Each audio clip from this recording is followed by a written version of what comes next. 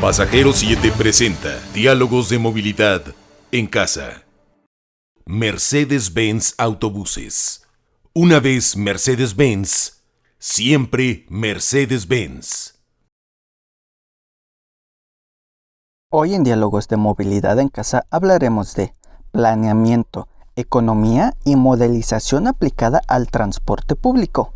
Nos acompañan Gilberto Rueda, gerente de división Traffic PTV LATAM; Tomás de la Barra, presidente y fundador de Modelística. También nos acompaña Néstor Valdés, director general de NETS. ¡Comenzamos! Comenzamos un programa más de Diálogos de Movilidad en Casa. Un gusto saludarlos. Gracias por acompañarnos una vez más, otra semana para platicar de temas importantes y sin duda el de hoy será realmente interesante para muchísimos de los que nos siguen. Para mí una etapa de aprendizaje interesante porque es un área del transporte, de la movilidad, del desarrollo de ciudades que pocas veces hemos tocado en esta mesa. Como siempre, un gusto saludar al titular de este espacio, Fernando Sánchez Freud. Con gusto, Cris, y saludo a la gente que cada semana se conecta con nosotros. Déjeme antes invitarlo a que pase y descargue nuestra última edición de la revista de Pasajero 7. Ahí pueden encontrar el reporte más completo sobre la nueva flota de autobuses eléctricos que estará circulando en el estado de Jalisco, específicamente en el área metropolitana de Guadalajara. También los invito a que lean a nuestras plumas reconocidas que edición tras edición nos regalan su conocimiento, su opinión respecto a temas de transporte y movilidad. Y efectivamente, como dice Cris, hoy tenemos un tema bastante interesante, técnico, pero muy necesario para el desarrollo de las ciudades de Latinoamérica, y es el planeamiento, economía y modelización aplicada al transporte público. Para eso, saludo con gusto a Néstor Valdés, director general de NETS. ¿Qué tal? Bienvenido, Néstor. ¿Qué tal? Buenas tardes, Fernando y Cris. Mucho gusto y gracias por invitarme a este espacio. Gracias, Néstor. Ayúdanos, por favor, a darnos una explicación. ¿Qué debemos de entender cuando hablamos de modelación en el transporte? Ok, bueno, mira, desde mi punto de vista, cuando yo trato de explicar este tema, pensando en temas no demasiado técnicos, para mí la modelación de transporte es tratar de replicar a través de técnicas y métodos matemáticos y herramientas de software, explicar o usar esas cosas para reproducir cómo se comportan las personas en un sistema de transporte. ¿Sí? Yo uso algún modelo que es una ecuación que es como si nosotros estuviéramos diciendo que el cerebro hace cálculos de manera o en tiempo real para elegir, por ejemplo, un modo de transporte, para decidir si se va a ir por metrobús, o si se va a ir por metro, o va a usar tu coche, si va a ir a un Oxxo primero antes de llegar a su oficina, a qué hora va a salir, etc. Entonces, al final del día, nosotros como analistas lo que tratamos de hacer a través de datos que podemos observar, reproducir o simular el comportamiento de las personas en un sistema de transporte. Está también con nosotros, gracias Néstor, Gilberto Rueda, director de Desarrollo Comercial de PTV Group. Bienvenido, Gilberto, gracias por estar con nosotros. Y la pregunta sería la misma: ¿qué debemos entender por modelización y qué tan importante es la modelización del transporte público, sobre todo en las ciudades que ahora están hechas un caos? Gracias, Cristela y Fernando, mucho gusto, gracias por la invitación. Sí, pues es un tema bien complejo. Al final del día, como decía Néstor, es complicado tratarlo de ponerlo en palabras simples, pero en realidad a mí me gusta entenderlo como esa metodología o ese tipo de solución que permite, mediante el uso de modelos, que es la simplificación de una condición, representar, apoyado en modelos matemáticos, económicos, inclusive urbanos, la manera en la que las personas se mueven, llegando al grado de detalle de cómo tomamos la decisión, hacia dónde nos dirigimos, inducido bajo qué condición, bajo una necesidad, bajo cualquier circunstancia, y luego cómo elegimos la manera en la que nos transportamos para llegar de ese punto A a ese punto B, pasando por diferentes etapas, usando otro vehículo, usando uno, usando dos, transfiriendo entre un modo u otro. Y eso es lo que trata de esta metodología de la modelación, representar para después estructurarlos, organizarlos y de manera, digamos, sistemática y organizada, encontrar correlaciones, patrones, analizar un sistema actual o unas condiciones dadas actuales y después entonces sí, probar cambios en este sistema, en estas metodologías, en la tarifa, en el tipo de vehículos, para saber qué pasa si hacemos ese cambio, ¿no? Y creo que eso responde un poco la pregunta de por qué son importantes. A mí me parece que son importantes porque los sistemas de transporte son complejos, la manera en la que nos movemos son complejas y necesitamos herramientas, aprovechar la tecnología y la información para replicar esto, explotando los poderes de cómputo y acercarnos a tomar decisiones mejores informadas con este tipo de análisis. Adelante, Néstor. Sí, complementando un poquito ahí, pues está el tema de la importancia de los modelos y las simulaciones en la planificación del transporte, pues también tiene que ver, sobre todo en países como México, donde los recursos son escasos, en que siempre va a ser mejor invertir en simular algo en la computadora a construir, como de hecho sucede, que construyes un puente o montas una línea de transporte público o haces alguna intervención de infraestructura que al final no era lo adecuado. Y todo porque no se probó antes, ¿no? Esto he visto, no voy a decir nombres de ciudades ni nada para no meternos en problemas, pero eso es, yo creo que todos los que estamos aquí lo hemos visto. Y siempre va a ser mejor simularlo, invertir poca cantidad, relativamente poca cantidad de dinero, recursos y esfuerzo en probarlo en una computadora que construir, gastarnos los recursos de la ciudadanía y que al final no sea lo que se necesitaba. Néstor, en ese sentido, ¿quiénes son los consumidores o los clientes de esos proyectos de modelación? Y al final, ¿qué tanto se llevan a cabo? Bueno, yo tengo experiencia en este sector. Yo he sido tanto consumidor como proveedor de estos servicios. Yo he estado en el servicio público y de manera específica en el ámbito carretero, que es donde más experiencia tengo, y consumimos mucho ese tipo de servicios y muchos sí se llevaron a cabo. También, como comentábamos antes, también depende de otros factores. Muchas veces haces un estudio técnico, pero al final necesitas también validar que tiene una factibilidad financiera y una factibilidad social. A veces puede ser técnica y financieramente viable, pero concursando contra otras opciones de ese proyecto, compitiendo con otras posibilidades, tal vez no es la mejor alternativa para la sociedad. Entonces, desde el punto de vista de gobierno, esto influye mucho en que se lleve a cabo un proyecto, que tiene varias opciones de proyectos o diferentes proyectos que compiten, y tal vez todos son técnica y financieramente rentables, pero desde el punto de vista social, ¿no? Entonces, entran otros factores, ¿no? Pero sí se llevaron muchos a cabo, y desde el punto de vista ahora de este lado, sí me ha tocado también participar en muchos proyectos como proveedor, y se han llevado, que yo me haya dado cuenta, se han llevado varios a cabo en temas carreteros. Me ha tocado incluso participar en colaboración con otros colegas consultores, y entiendo que también se han implementado proyectos de transporte público, algunos temas de infraestructura ciclista, en fin.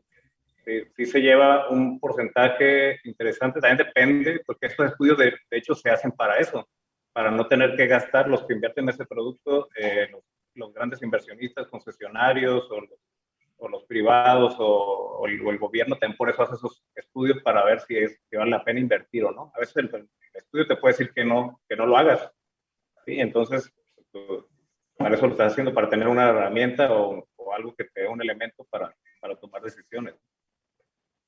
Perfecto. Gilberto, ¿existen distintos modelos cuando hablamos de modelación? Sí, digamos que una manera de definir los diferentes tipos de modelos es saber a qué respuestas quieres responder. Hay modelos que quieren responder sencillamente a una fase de planeación o de rentabilidad económica o financiera de un sistema, y se hace un modelo estratégico para determinar ese tipo de rentabilidad. Pero también existen, por ejemplo, modelos operativos, y estos responderían a la pregunta de: yo quiero optimizar mi sistema, ya sé que mi sistema tiene esta captación de demanda, ya sé que tiene una captación de demanda tal, pero también operativamente necesito ahora optimizar la manera en la que salen los despachos, inclusive la tarifa con la que estoy operando el sistema. Y entonces de esta manera, dependiendo el interés que tú tengas, si es estratégico o operativo, puedes, digamos, ir haciendo diferentes tipos de modelos. Podríamos decir que es así como se van dando las clases de modelos, más bien orientados a las preguntas que van a responder que a que existan diferentes clases per se. Bien, en ese sentido, platicábamos antes de empezar el programa de dos técnicas, dos modelos, que uno es la modelación de viajes y otra la modelación de actividades. Néstor, platícanos en qué consiste cada una y su aplicación. Sí, bueno, nosotros, nuestro grupo, y creo que es la práctica predominante en América Latina, con algunas excepciones, es el enfoque basado en viajes. Y ese enfoque basado en viajes normalmente está a su vez dentro de un marco de un proceso de planeación conocido como proceso de planeación de 4 etapas, que consiste en un modelo de generación de viajes. Lo que estamos al final del día suponiendo es que hay un proceso. Cuando ya vemos a alguien circulando por la calle porque se generó el viaje en algún punto de la ciudad, ese viaje o esa persona que viajó, se generó ese viaje en algún lugar, eligió un destino, en este caso, y después de que eligió el destino, eligió el modo de transporte y al final la ruta. Y todo eso se representa con matrices de viajes. La parte de demanda, y es un problema de economía, a fin de cuentas, donde se interactúa un componente de oferta y uno de demanda, se logra un equilibrio y se reproduce, como hace rato comentó Gilberto, una situación como de referencia o base, que es lo que tratamos de hacer con esos modelos para después simular. El otro enfoque, que es un enfoque más avanzado, es un tema que ya tiene años, ¿no? Como les comentaba, siendo funcionario, me tocó hace más de 15 años ver una implementación en una ciudad de Estados Unidos por parte de las autoridades, y es el enfoque basado en actividades. Y nosotros en ese entonces, yo lo vi y dije, bueno, todavía nos faltan muchos años para poderlo implementar por el tipo de información que requiere. Esta es una parte o un tipo de información que necesita estar prácticamente monitoreando a una muestra de usuarios para que a través de esa información, esa base de datos que se va formando con el tiempo, poder ir calibrando modelos con esa información e ir haciendo simulaciones a futuro y seguirlo retroalimentando. Entonces, hoy en día todavía no se genera ese tipo de información, al menos en México. Creo que en algunos otros países ya se entrega más información más detallada de celulares, y a lo mejor tienen otros convenios, proveedores de Big Data con los operadores del transporte de carga. En México ya hay algunos colegas que están generando esa información en conjunto con algunos proveedores. Sin embargo, también todavía le falta a México tener información con el nivel de detalle que se requiere para ese tipo de modelos. Por ejemplo, pues se puede tener algún viaje de carga que se va monitoreando de Mérida hasta Yucatán, pero no sabemos si era articulado o no, si iba vacío, si iba cargado, etcétera. Igual cosas que usamos para nosotros detallar más la modelación. En el caso de vehículos ligeros no podemos identificar si el propósito de viaje era de trabajo, si era de estudios, si era un hombre o una mujer que manejaba, cuántas personas. Hay mucha información que todavía obtenemos en encuestas que no se puede obtener en Big Data. Y hay algunos temas de videoanálisis que incluso nosotros ya estamos haciendo algunos ejercicios. Sin embargo, todavía está en proceso, digamos, de que sea el estado de la práctica. ¿Falta Big Data o acceso a la información que tenía el Big Data? Pues hay mucho Big Data en otros países, como yo creo que la requerimos. Como yo la he visto acá, sí se puede utilizar hasta cierto punto, pero va a depender, incluso como comentaba Gilberto, también se podrá usar para algunas cosas, por ejemplo, muy estratégicas, pero para otros temas más detallados, ¿no? Se genera mucho Big Data, pero que yo sepa, con ese nivel de detalle, no. No sé si tú tengas alguna experiencia distinta, Gilberto.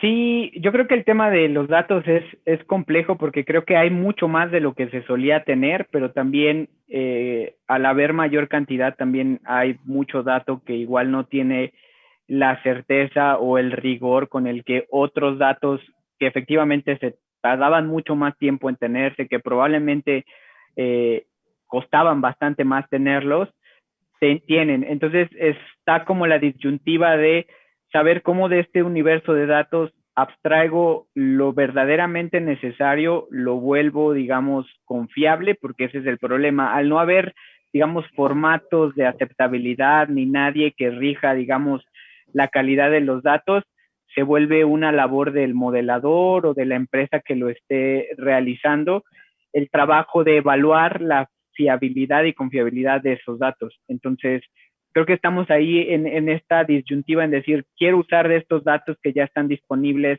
de GPS, de telefonía, de empresas que se dedican a contar, pero ya cuando los intento analizar o meter, tienen poca confiabilidad. Entonces, de nada me sirve tener más oferta de datos si no llegan al grado de certeza con el que yo los necesito utilizar. Entonces, creo que lo interesante será buscar los mecanismos para que se puedan validar previo a estos procesos de planificación, llámese modelación o llámese otros procesos de planificación, para que haya una base confiable a la que la gente pueda acudir y sea mucho más fácil el acceso. Todo esto, chicos, de lo que estamos hablando, se puede aplicar hablando de transporte público, en rutas que ya existen, en ciudades que viven un caos tremendo, o qué tan común es que cuando la ciudad está creciendo y están apareciendo cotos nuevos en las orillas de las ciudades, los gobiernos recurren a este tipo de proyectos para ver qué rutas acercan a esas colonias, porque me ha tocado que solamente la ruta, por gusto propio, pues se acerca a las colonias nuevas, ¿no? Néstor, podemos empezar contigo y seguimos con Gilberto. Sí, pues de hecho, sí hay interés por parte de las autoridades. Ha habido una serie de estudios en ciudades de cierto tamaño, que son los PIMUS, por ejemplo, que buscan, por un lado, establecer un diagnóstico de la situación general de la movilidad de las ciudades y, por otro lado, establecer los planes para mejorar dicha movilidad en la zona. Y por un lado, cuando ya se vio esto, pues es un tema reactivo, ¿no? Sí, hay que ver qué medidas tomar para mitigar los problemas que se presentan. Por ejemplo, es muy común que cuando sucede eso, al principio no hay servicios de transporte y si no los toma de manera extraoficial algún operador, van a surgir temas como los mototaxis o temas así de servicios informales, que luego se vuelven un problema para las autoridades y en general para la población. Entonces sí hay interés por las autoridades. Muchas veces son estudios costosos de gran escala a nivel urbano. No es tan fácil conseguir los recursos por parte de las autoridades para llevarlos a cabo, pero sí hay interés. Cuando se puede, sí los implementan. Me ha tocado participar recientemente incluso como supervisor de alguno. Y sí hay bastante, ¿cómo decir?, mi intención de buscar ahí generar programas de mejora y de implementarlos. Ya después competirán, ese es un problema, que el PIMUS te dice dónde están los problemas, de qué tamaño son y cuáles podrían ser algunas soluciones. Ahora, esas soluciones se convierten en programas tentativos que después la autoridad habrá que ver si las implementa o no, o realizar estudios más detallados puntuales. Porque este PIMUS pues se analiza todo, ¿no? Desde el tema de movilidad urbana hasta el tema de espacio público, la redensificación alrededor de las estaciones de transporte masivo, etcétera. Es un tema muy integral, muy multidisciplinario, muy holístico. Sí, digamos, complementando un poco lo que dice Néstor, a mi entender, como es un tema en donde convergen muchas cosas. Como dice Néstor, los PIMUS ayudan a hacer estos diagnósticos y luego los gobiernos claramente intentan incentivar el uso de sistemas, mejorarlos, y per se en el sistema hay cosas que se pueden hacer directamente en el sistema, algunas medidas, porque son las razones por las cuales la gente utiliza un transporte, que son un poco la línea de lo que se conocen como los atributos del transporte. Un sistema como tal tiene ciertos atributos que están relacionados con la velocidad, con la capacidad, con la seguridad, con la frecuencia, con la accesibilidad, con la simplicidad, con la cobertura, con la flexibilidad. Y los gobiernos tratan de impactar dentro de estos atributos, si ayudan a la capacidad, si aumenta la seguridad, si aumenta la velocidad, por ende el usuario es más atraído a utilizarlo.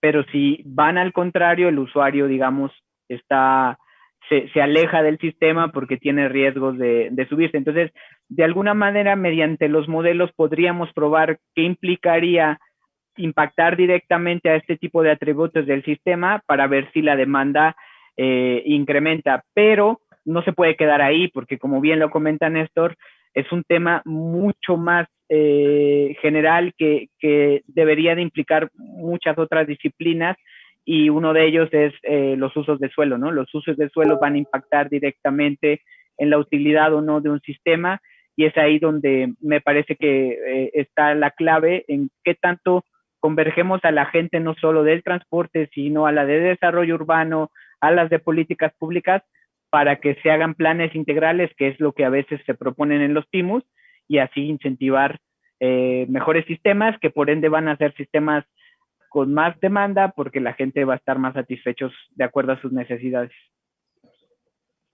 Claro, y en ese sentido, Néstor, ¿qué tanta comunicación se tiene con el tomador de decisiones, con el consumidor o cliente de estos proyectos de modelación, de que los entregan los consultores a que se llevan a cabo? Porque como bien lo decían tanto Gilberto como tú, pues existen diferentes factores que inciden en que un proyecto de modelación se lleve a cabo tal como se presentó.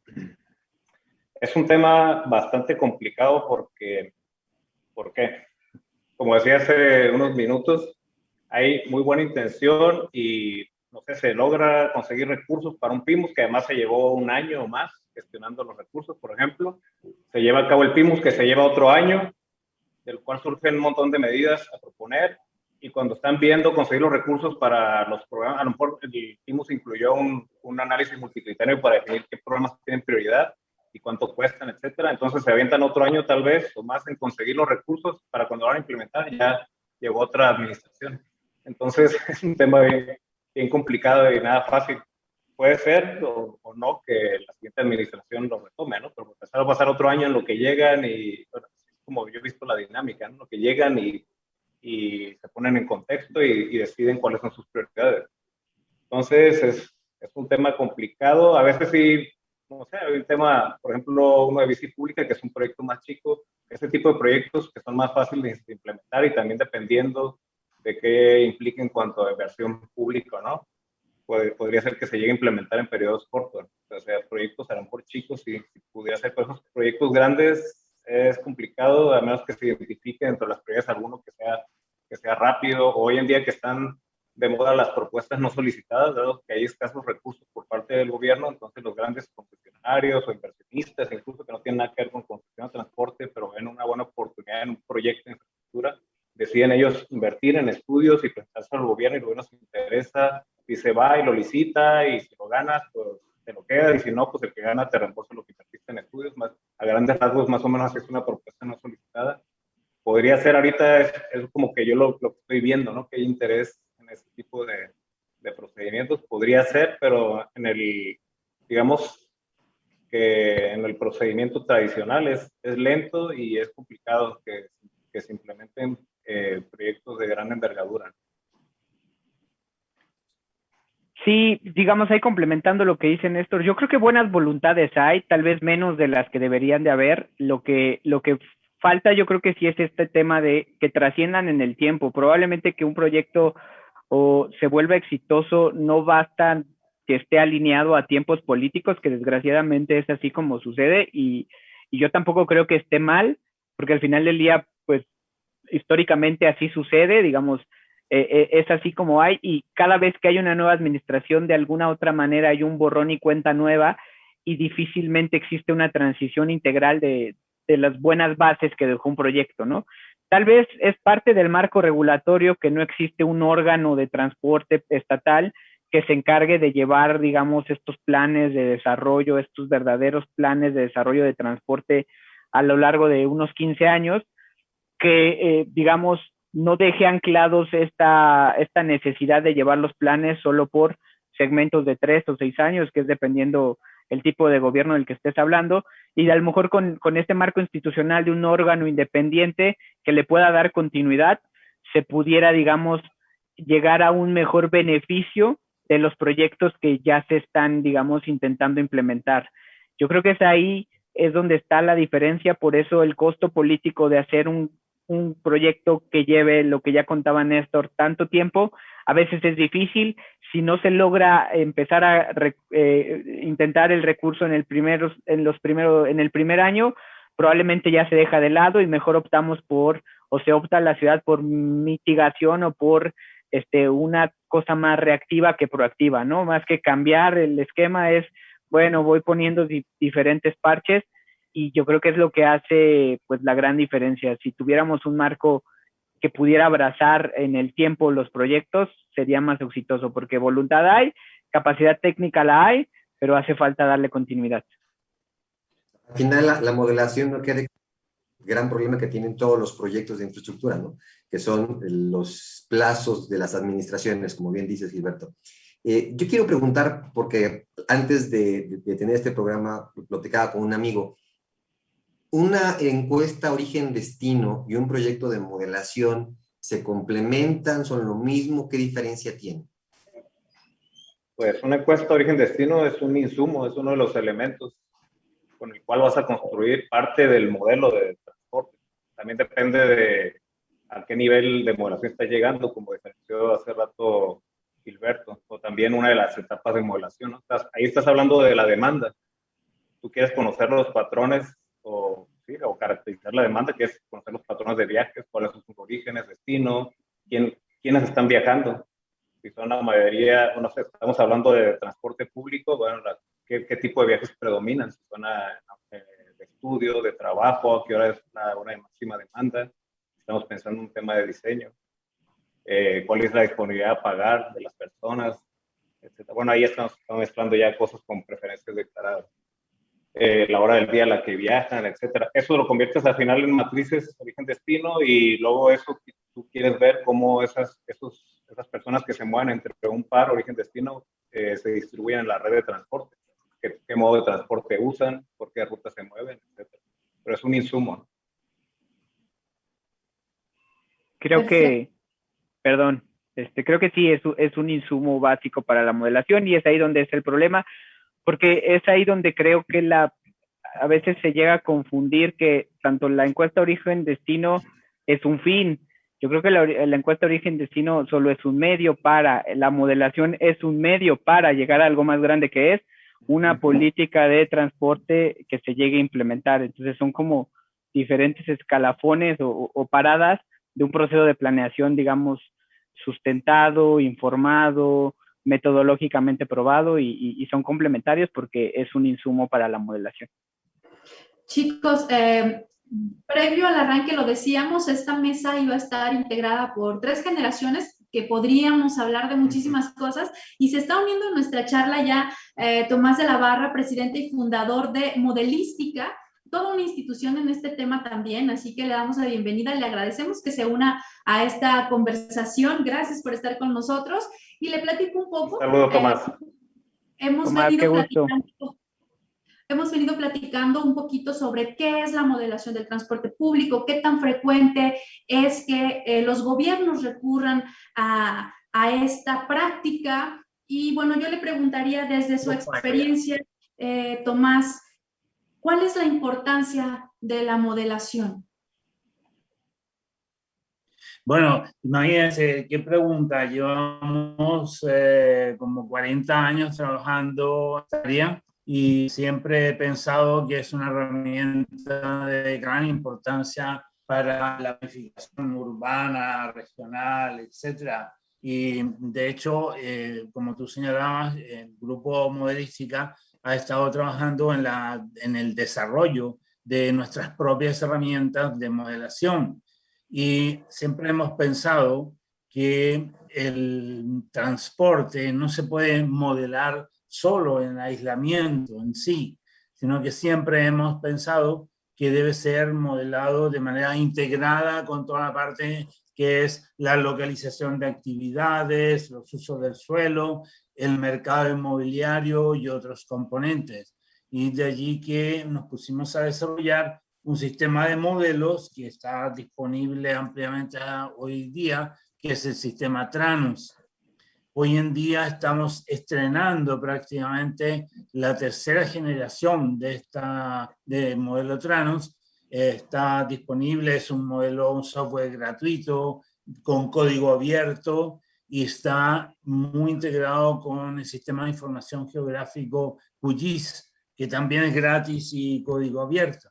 Y esta es una experiencia relativamente nueva, la estamos aplicando, felizmente hemos tenido la oportunidad de aplicarlo a la región de París, la región que se llama Île-de-France, y bueno, estamos en eso, trabajando muy duro para sacar este proyecto y demostrar cómo el software que hemos desarrollado es un software latinoamericano que se desarrolló enteramente, básicamente en Venezuela, aunque también estuvimos en México trabajando en parte del desarrollo. Y bueno, pues hemos podido demostrar que lo estamos aplicando, ya tenemos más de 100 ciudades y regiones en el mundo, de tal manera que podemos demostrar pues, que el sistema de modelos tiene mucha aplicabilidad y se puede aplicar en regiones completamente diferentes.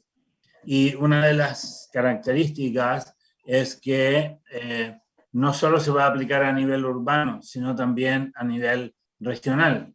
Y no solo se va a aplicar para los movimientos de pasajeros, sino también lo podemos aplicar a carga de distintos tipos. Y el modelo de transporte que tenemos, que lo desarrollamos, que es que nos diferenciamos, digamos, bastante del modelo clásico que todos llamamos el modelo en 4 etapas, tiene una flexibilidad y una adaptabilidad muy grande y puede trabajar con muchísimos modos. Es muy multimodal. Y la otra característica que hemos desarrollado es que es un modelo probabilístico tipo discrete choice, que es el único modelo que puede hacer toda la parte de transporte con un modelo discrete choice probabilístico.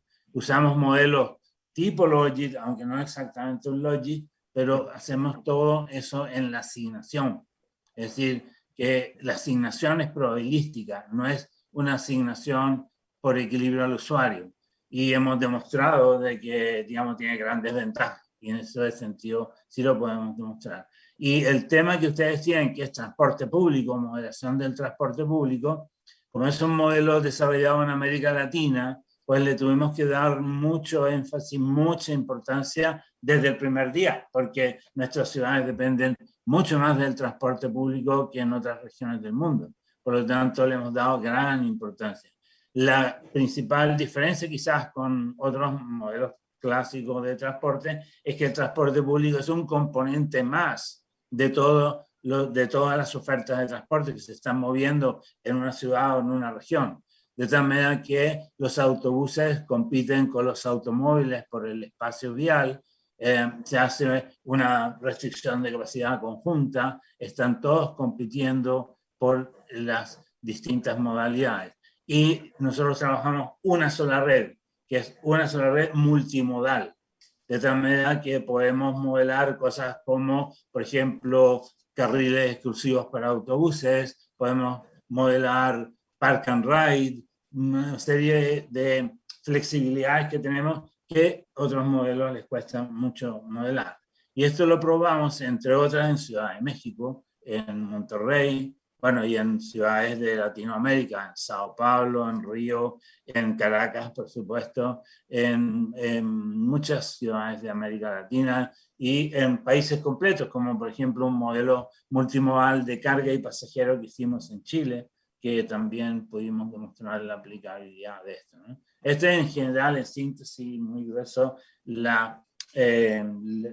enfoque de modelación que tenemos.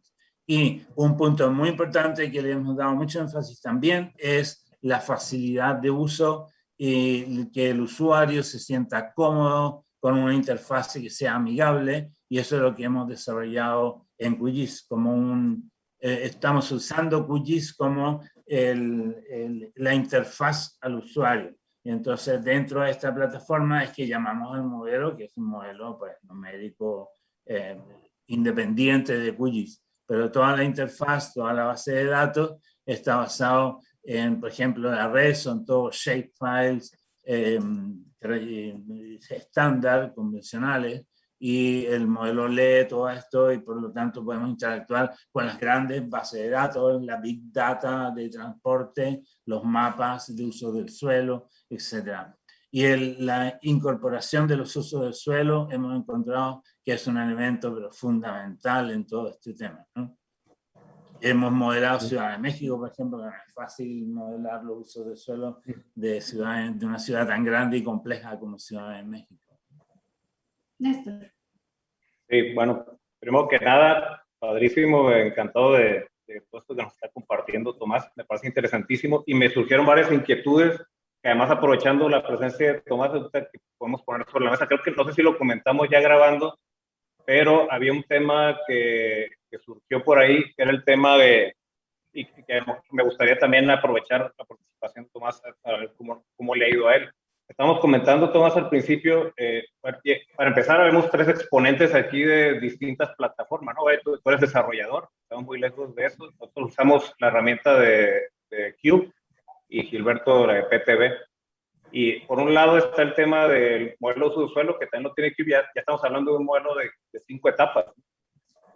Eso por un lado. Y por otro, estábamos comentando que los modelos más o menos sofisticados desde el punto de vista técnico, y como tú mencionaste ahorita, me pareció súper interesante que estás implementando modelos que son más probabilísticos, de tipo de equilibrio de usuario. Entonces, esos modelos a mí me encantan, pero también siento que son más pesados, y ahorita yo estoy experimentando un cuello de botella desde el punto de vista de hardware con modelos probabilísticos. Entonces, quería preguntarte también si tú también has tenido esa experiencia, Tomás, y por otro lado, ¿cómo ha sido tu experiencia para lograr convencer o cómo ha sido que los gobiernos se han convencido a las autoridades de implementar un modelo de 5 etapas?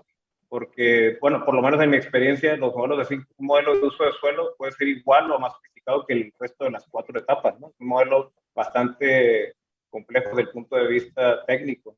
Y luego también para calibrarlo y para implementarlo es un tema que no cualquiera, ¿no? Entonces, encantado de escuchar tu presentación, Tomás, y también me gustaría poner sobre la mesa eso. Nosotros estamos experimentando cuellos de botella pesados, instalan un montón los modelos, y los clientes, como mencionados, quieren los proyectos rápidos y súper sofisticados, entonces es un tema ahí complicado para satisfacer todos los requerimientos, por lo menos en nuestra experiencia.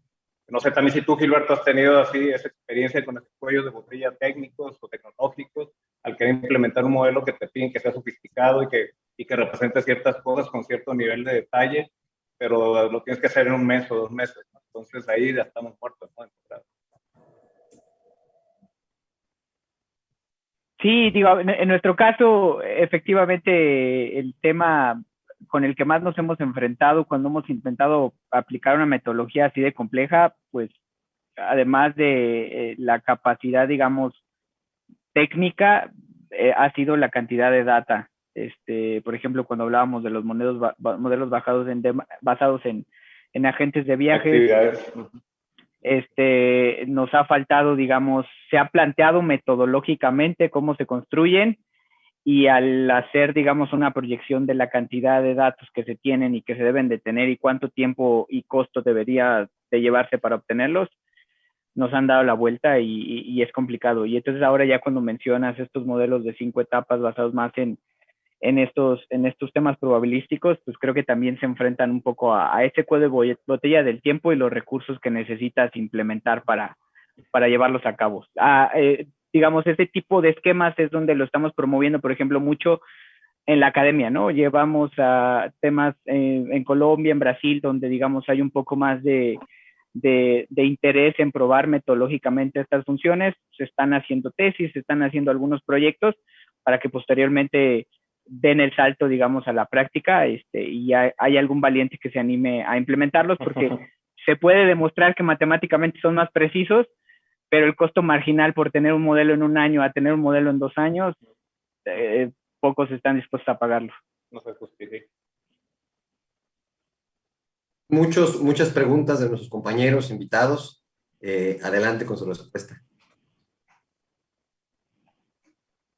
Bueno, puedo señalar, efectivamente hay una inversión adicional que se requiere si uno quiere hacer un modelo integral, ¿no? Pero luego los beneficios, por supuesto, compensan ampliamente. Por ejemplo, el modelo que hicimos primero en Bogotá, cuando todavía no entraba en operación Transmilenio, pudimos demostrar que el sistema Transmilenio que se estaba proponiendo, que ya se estaba iniciando su construcción, iba a transportar con una sola línea de autobuses más de 1 millón de personas diarias. Y eso que parecía como una conclusión escandalosa en el momento, todos dijeron imposible que una sola línea de autobuses lleve 1 millón de pasajeros diarios. Pues eso fue lo que ocurrió a los 2 años de inaugurar la operación del sistema. O sea que, ¿y qué ocurre? Que se empiezan a mover los usos del suelo. Y todos sabemos que eso ocurrió en Bogotá. Pero luego hicimos el P2 de Sao Paulo. Y en Sao Paulo fue una experiencia muy curiosa porque nos dijeron, este es un plan de transporte, P2, Plan Integral de Transporte Urbano. Y entonces dijeron, pero es un plan de transporte que no va a tener ninguna medida de transporte. No queremos ninguna autopista, no queremos más líneas de metro. Queremos hacer solo políticas de desarrollo urbano. Y pudimos demostrar que mucho más eficiente que construir una línea de metro era mover las viviendas, construir, hacer renovación urbana, poner las viviendas cerca de los corredores de transporte, tipo lo que se empezaba a predicar desde los tiempos de Curitiba y que la legislación brasileña favorece, lo pudimos demostrar con el único modelo que puede tener tanto usos de suelo como transporte. Los beneficios de transporte que se generaban con, según el modelo, por supuesto, que se generaban con la renovación urbana, con concentrar, incrementar la densidad en torno a las estaciones de metro existentes o los grandes corredores de transporte con sistemas tipo BRT, etcétera, eran enormes, equivalían a varias líneas de metro y sin embargo no tenían un costo. Entonces no tenía un costo en el sentido de que la gente estaba dispuesta a pagar por sus viviendas. En cambio, nadie te va a pagar un túnel de metro, ya que en ese caso la inversión tiene que ser enteramente del Estado. También lo pudimos demostrar aquí en Praca, donde estoy yo en este momento, donde se ha llevado una política de renovación urbana importante y pudimos demostrar que si se continúa esta política podemos tener mucho más logros desde el punto de vista de movilidad que conseguir construyendo líneas de metro. O sea que la idea es que puedes conseguir mucho con los usos del suelo, con la política urbana. Puedes conseguir mucho para mejorar la movilidad. Más que decir, no, la única manera de mejorar la movilidad no es construir más calles, no es construir más autopistas, claro, no es construir más líneas de metro. Hay otras maneras. Claro, lo ideal es hacerlo todo en conjunto, ¿no? Pero se puede lograr muchísimo nada más que con racionalizar la vivienda. Aquí en Caracas tenemos viviendas muy dispersas, metidas en los cerros, lo que llamamos ranchos, favelas o como se llama. Eso es una muy mala política de transporte, muy mala política de transporte público, porque es imposible organizar esas enormes extensiones de vivienda informal dispersa en cerros. Es imposible organizar el transporte público. En cambio, si reorganizamos la vivienda, es mucho más fácil. Entonces, pero necesitamos un modelo que lo pueda calcular, que lo pueda representar, que lo podamos estimar. Y dónde es mejor, si es esta localización o esta otra. Te permite un juego que si no tienes todo integrado, no lo puedes hacer. Y ese es, bueno, lo que hemos venido predicando por ya décadas, ¿no? Dijo que los modelos probabilísticos requerían más esfuerzo. La verdad que no, porque como son bastante más realistas, nosotros estamos usando una formulación basada en modelos probabilísticos tipo escogencias discretas, pero no basadas en el logic, sino basadas en lo que llamamos el POWID, que es un modelo que tiene, reconoce la escala de las escogencias. Y eso hemos logrado demostrar que es bastante más fácil de calibrar. ¿Por qué? Porque son mucho más realistas, se parecen mucho más al comportamiento de la gente. Entonces, con eso es realmente más fácil de calibrar. De paso, son todas las utilidades son relativas, entonces los parámetros tienen un rango se mueven dentro de un rango muy pequeño. Y eso hace que se pueda pedir incluso prestado de una ciudad a otra los mismos parámetros, porque son todos dentro de un rango bastante razonablemente pequeño. Y hemos logrado demostrar esto en las encuestas que hemos hecho. Por cierto, sobre las encuestas también me gustaría señalar que la famosa encuesta de origen y destino en hogares, que hemos invertido muchísimo dinero y esfuerzo en hacerlo por décadas, también dan resultados bastante discutibles, porque la validez estadística que tienen es muy baja. Al final, lo que hemos hecho y la experiencia que tenemos es que estamos haciendo lo que llamamos encuesta de movilidad en hogares, que son muestras más pequeñas, mucho más pequeñas, por lo tanto podemos mejorar la calidad de la toma de las muestras y con eso calibramos los modelos. El objetivo es calibrar el modelo.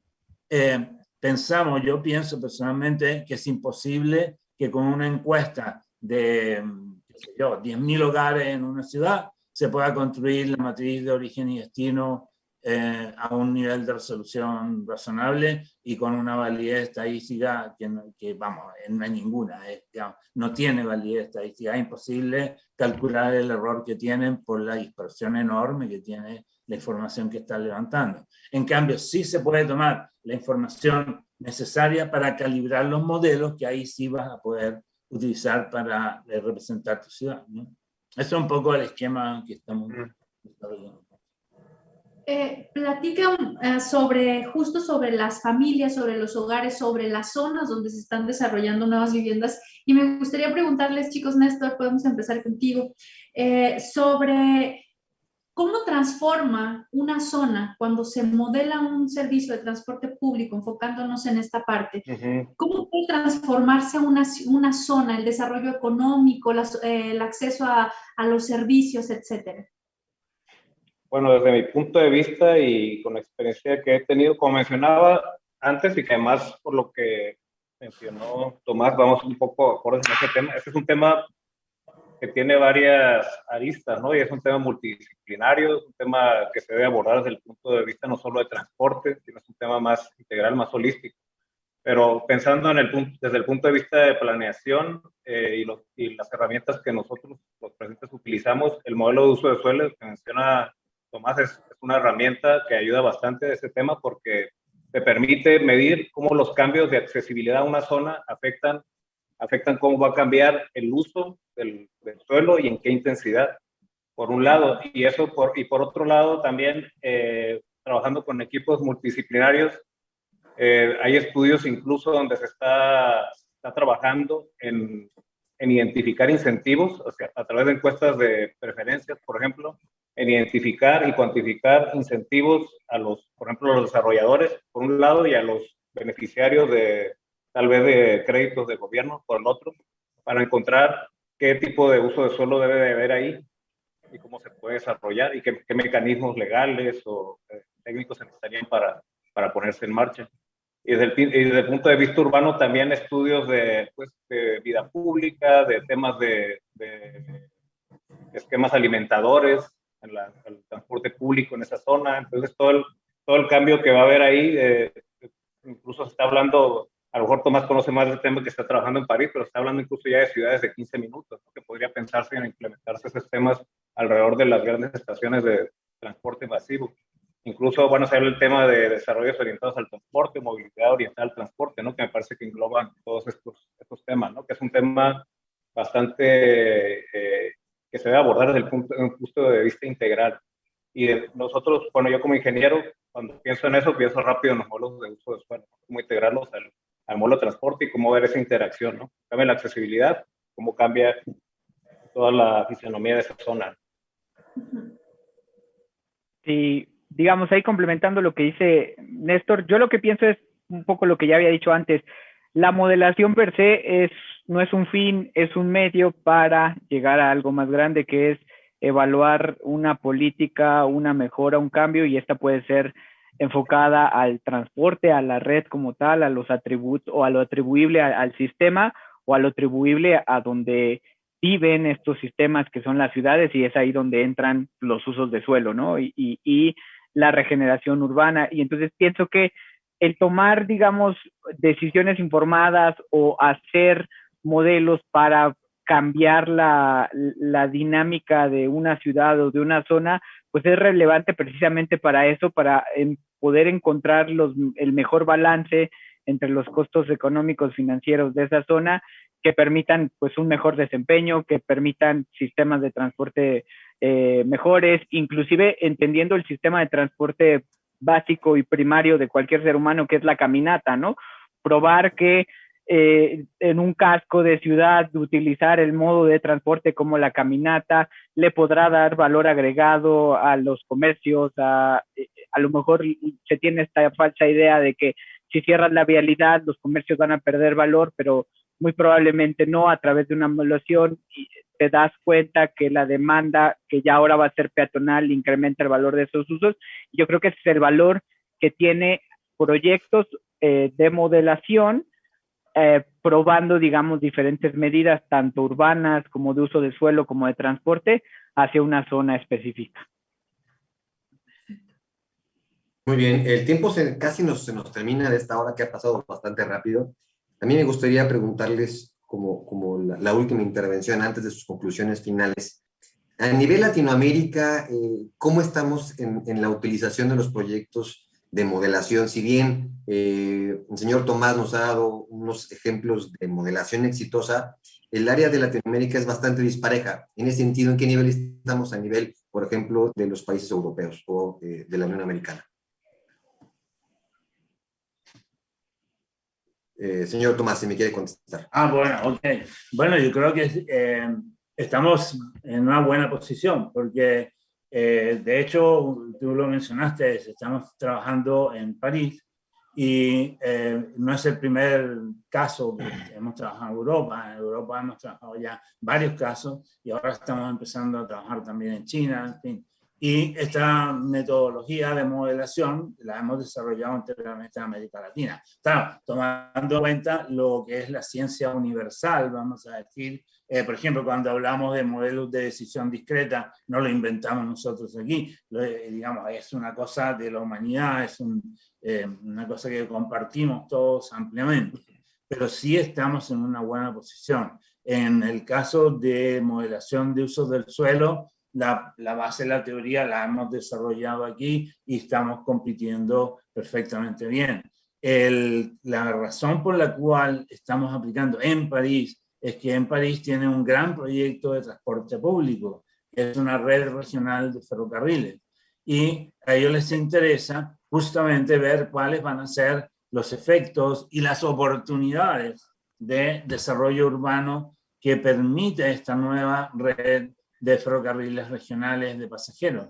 Y por eso es que buscaron un modelo con uso del suelo, porque, digamos, si no sería, ¿cómo lo haces? Pues, o sea, se necesita una metodología de este tipo. Y yo creo que en ese sentido estamos bien avanzados. Lo que sí hay que señalar es que para avanzar mejor y más rápido, tenemos que colaborar más entre los países. Tenemos que formar como redes de académicas, redes de desarrollo e implementación de software entre nosotros. No estar dependiendo siempre de los que nos traen de afuera, sino que en América Latina, que tenemos una problemática muy particular, pero que la compartimos todos los países. Las ciudades de América Latina se parecen bastante a otras, entonces podemos trabajar en conjunto, desarrollar, como digo, redes de conocimiento, redes de desarrollo de software, redes bueno, eso, pues, de práctica. Y eso es lo que estamos promoviendo.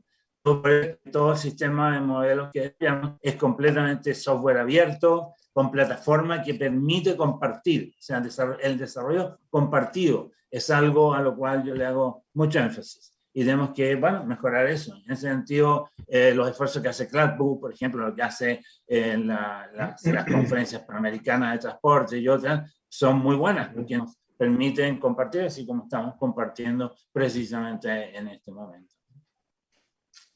Yo quisiera ahí agregar un poquito lo que dice Tomás. Estas redes van un poquito, una inquietud que tengo es el tema de que debería de democratizarse un poco más el conocimiento de este tema a dos niveles. Uno, desde el punto de vista de los usuarios o los clientes de estos temas, para que sepan qué pedir.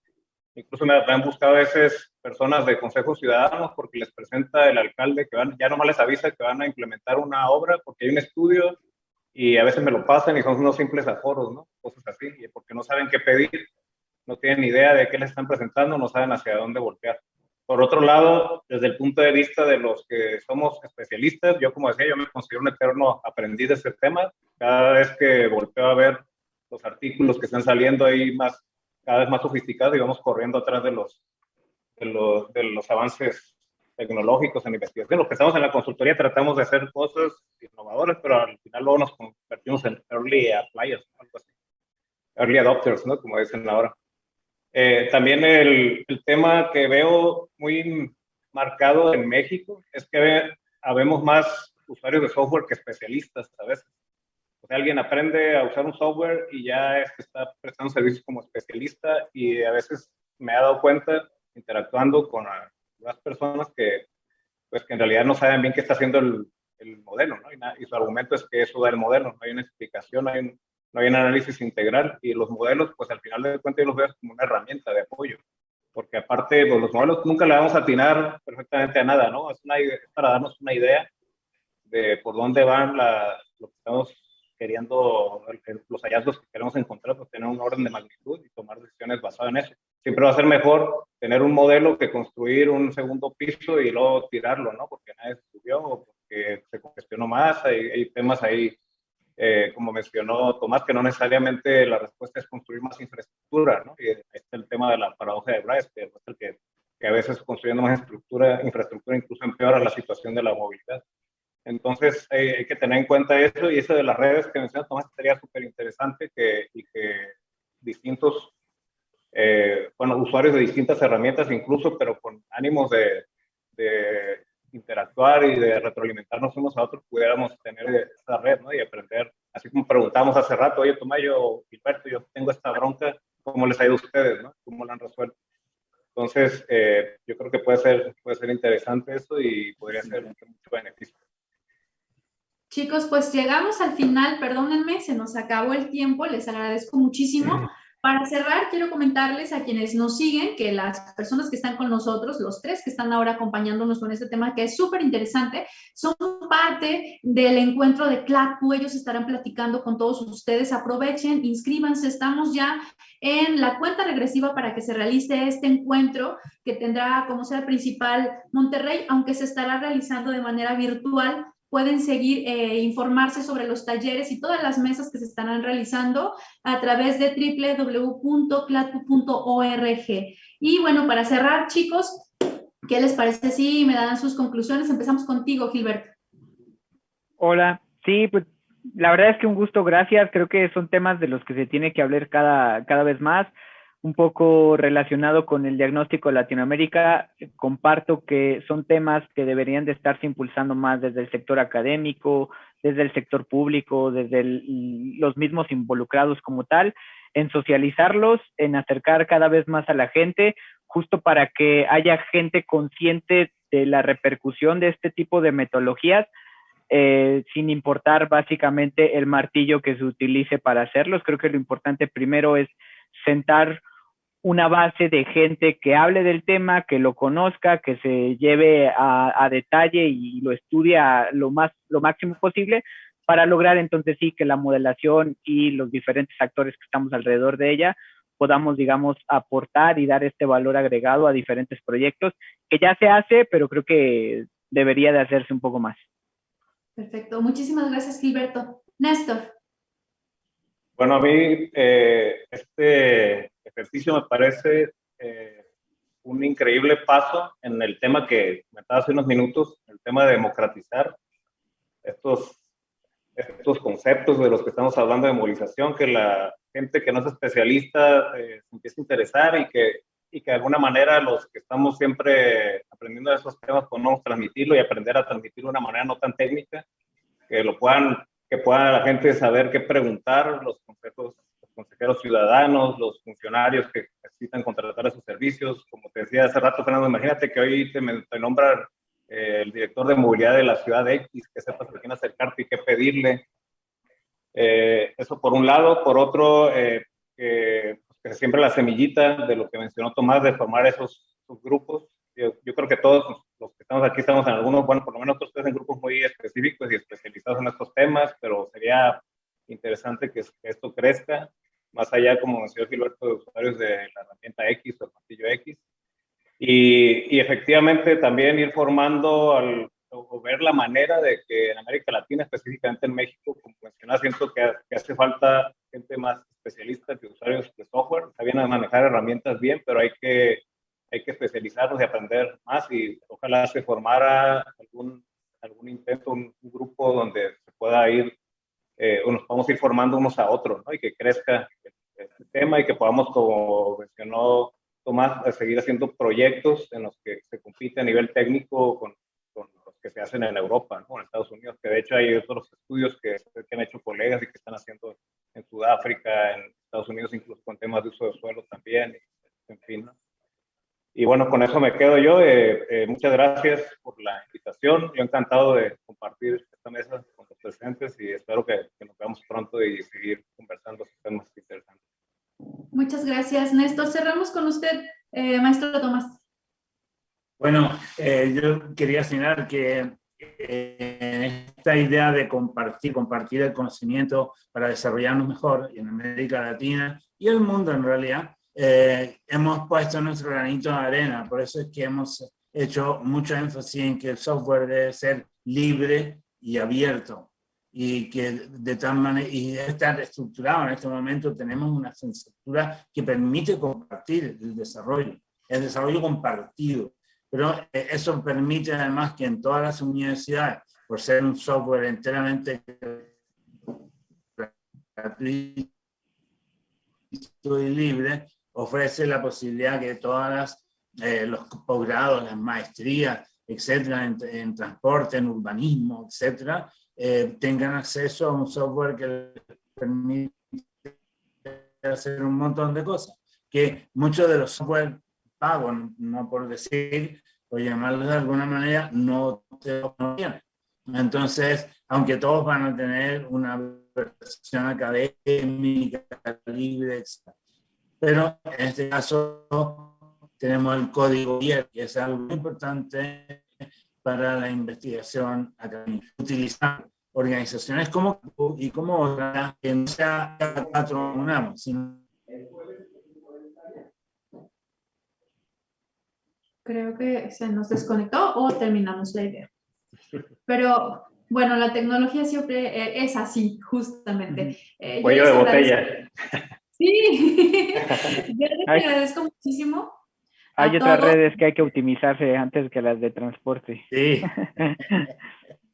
Oigan, yo les agradezco muchísimo a todos por habernos acompañado. Con esto cerramos y invito de nuevo a todos a que se unan a CLACU, busquen informes, únanse a estas mesas y de verdad sean parte de la comunidad para discutir y para analizar estos temas tan interesantes. Fernando.